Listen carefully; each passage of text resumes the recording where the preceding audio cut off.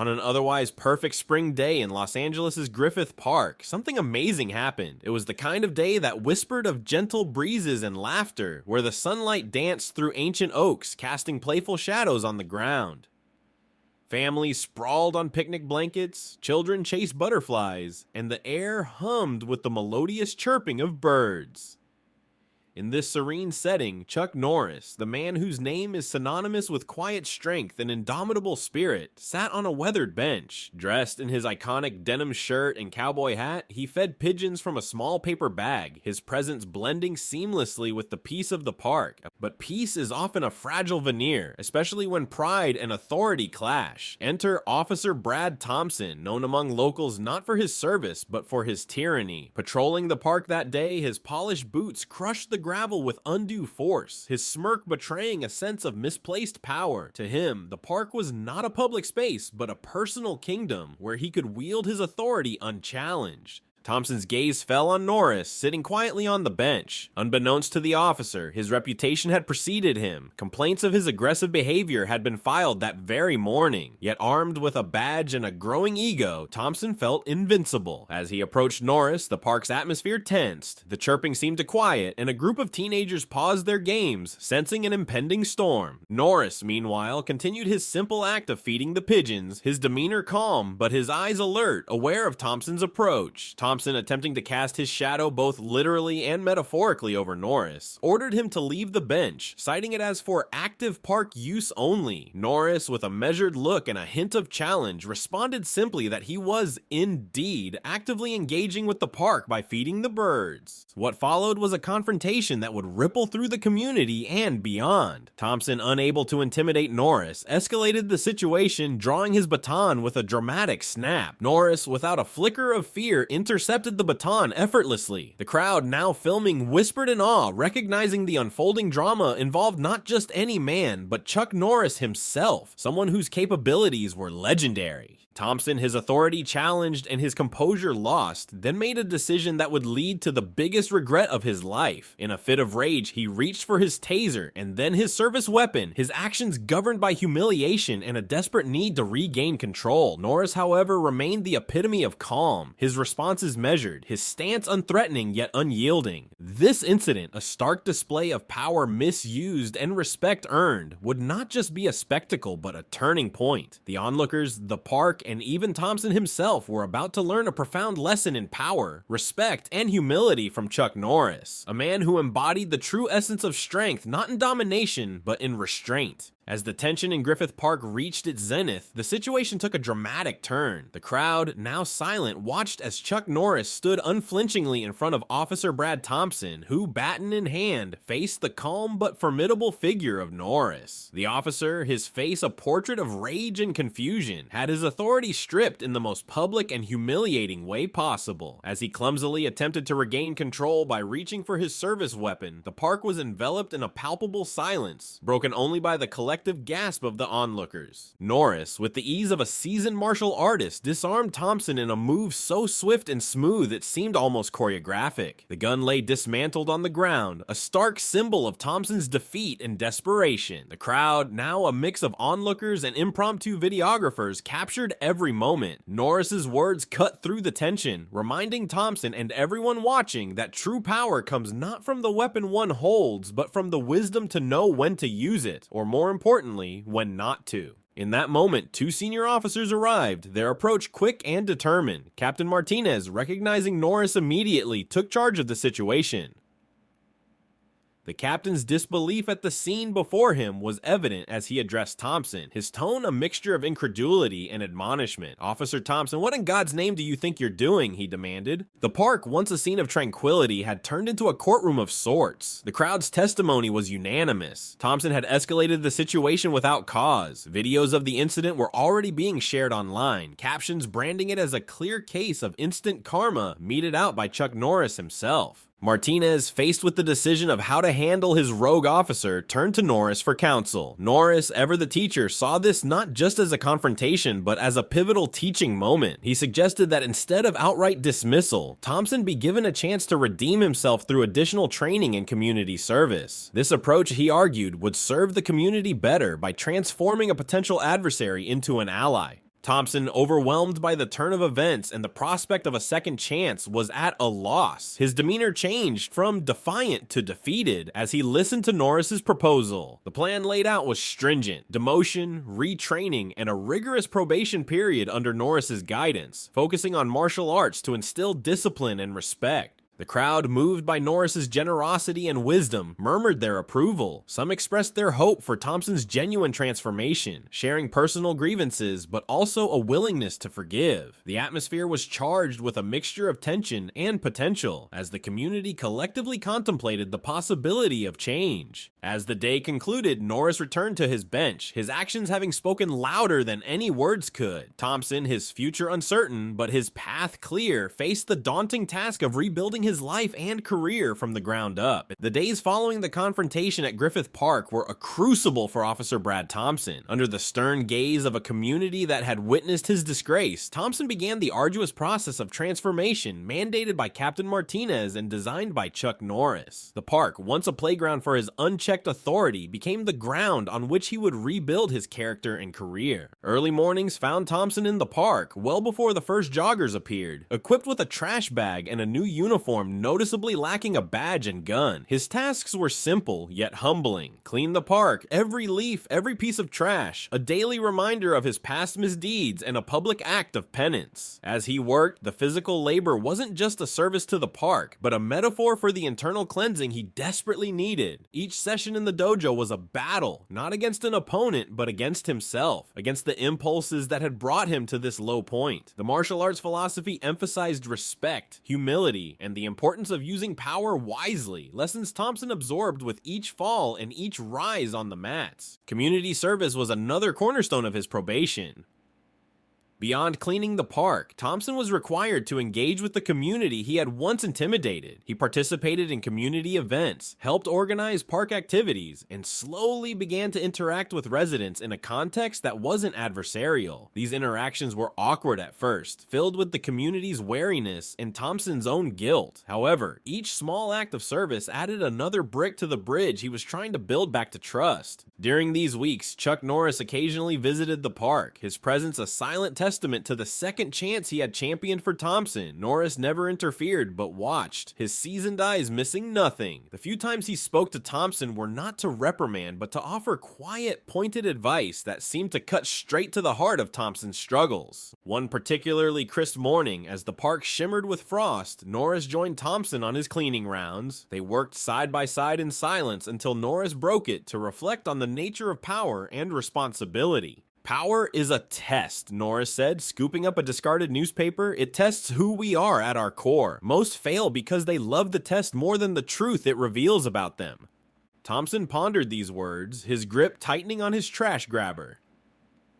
The park around them was slowly waking up. Families began to trickle in, some nodding cautiously at Thompson, a few even smiling. Each nod was a hard-earned token of his improving relationship with the community. As the sun climbed higher, casting long shadows on the ground, Thompson felt the weight of his past actions and the weight of his potential for change. This process, though laden with hardship, was also filled with learning, the kind that remakes a life. Weeks turned into months, and Officer Brad Thompson's daily routine of park maintenance and martial arts training under the guidance of a stern Marine veteran had become a testament to his commitment to change. His probation period under Chuck Norris's indirect supervision was not just a punishment, but a profound personal journey. Thompson's efforts in the park and his participation in community events gradually transformed the public's perception of him. The initial skepticism with which the local residents had viewed his attempts at amends slowly gave way to a cautious acceptance. The children who once recoiled at his approach now greeted him. Their parents, once wary, now nodded in acknowledgement of his consistent efforts. However, real tests of character come unannounced. One afternoon, as Thompson patrolled the park, this time without any badge or gun, his resolve was put to a significant test. A heated dispute broke out near the playground, where a couple of teenagers were arguing loudly, their voices rising in anger. The old Thompson might have waded into the fray with force and intimidation, but the lessons of patience and restraint had been deeply ingrained in him over the past months. Drawing a deep breath, Thompson approached the teenagers with a calmness that was new to him. His tone, once commanding and harsh, was now measured and conciliatory. "Let's try to sort this out without shouting," he suggested, not as a command, but as a mediation.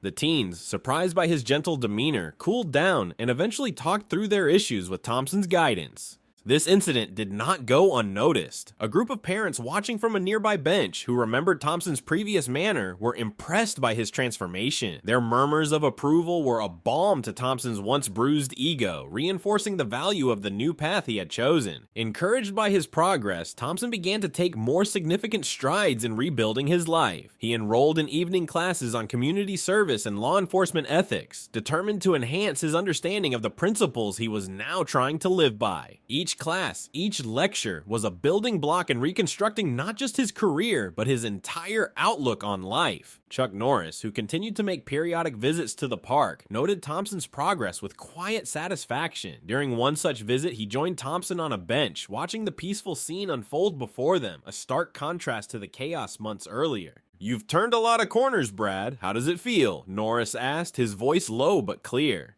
"It feels good," Thompson admitted, searching for the right words, "like I'm finally the person I was supposed to be all along."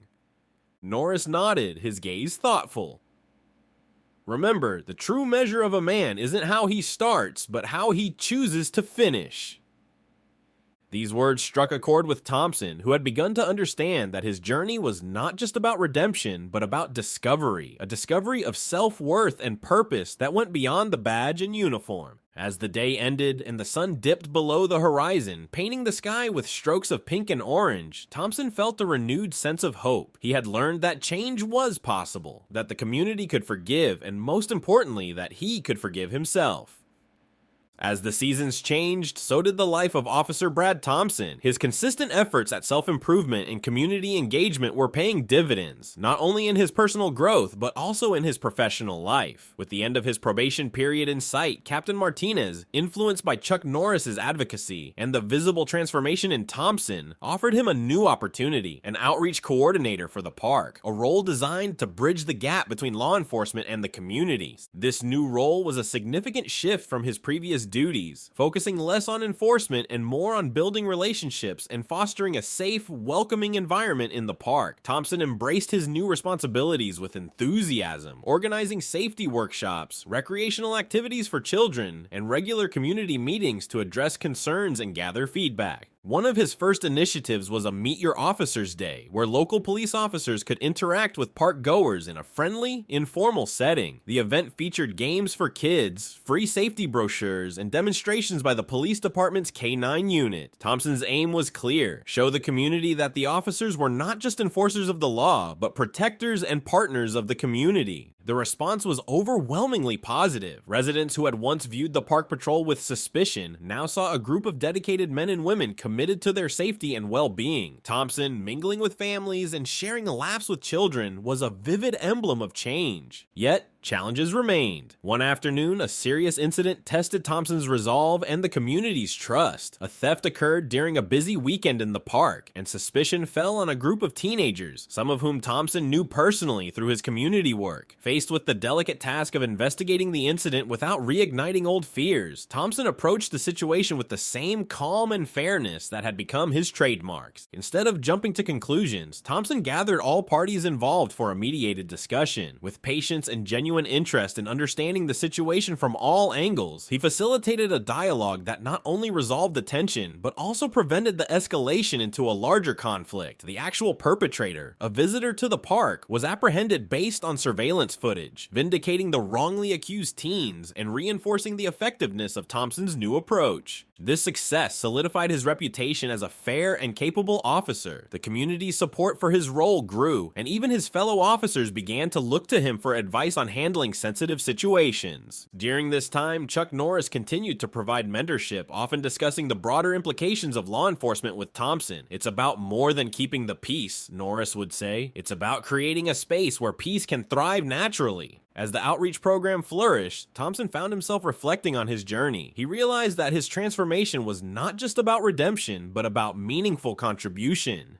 He had turned his lowest point into a foundation for something much larger than himself, a testament to the possibility of personal change and the power of community connection. As the year drew to a close, Officer Brad Thompson looked back on a journey that had reshaped not only his life, but also the fabric of the community around Griffith Park. His role as an outreach coordinator had not only been successful in bridging the gap between the police and the park goers, but had also set a precedent for similar programs in other districts. The community's trust in law enforcement had been restored significantly, and Thompson was at the heart of this transformation. The final initiative of the year was perhaps the most ambitious, a community-led safety and wellness fair in Griffith Park, involving local businesses, health professionals, and law enforcement. Thompson spearheaded the organization of the event, which included health screenings, safety demonstrations, and sessions on mental health awareness. It was a testament to his belief that community safety extended beyond preventing crime. It was about creating an environment where everyone could thrive. During the fair, Captain Martinez and Chuck Norris gave speeches, both highlighting Thompson's role in the community's transformation. Norris, in particular, spoke about the power of second chances and the importance of personal responsibility. Brad's journey is a reminder that each day gives us a chance to be better than we were yesterday, Norris stated, drawing nods and murmurs of agreement from the crowd. Thompson's efforts had indeed turned into a model for community policing, one that emphasized empathy, respect, and collaboration over authority and enforcement. Other districts began to look to Griffith Park as a blueprint for community engagement, and Thompson was invited to speak at various forums and training sessions, sharing his experiences and the lessons he had learned. As the fair concluded, the community gathered around Thompson, offering thanks and sharing stories of how the park had changed for the better since he had taken his new role. It was a moving moment for Thompson, seeing the tangible results of his work, the smiling faces, the lively gatherings, and the renewed sense of community. But it was a quiet conversation with Norris that marked the culmination of his journey. As they walked through the now peaceful park, Norris shared some final thoughts. "You've done well, Brad, but remember, the true test of your legacy will be how it continues without your direct hand guiding it. Legacy is about what you leave behind for others to build upon."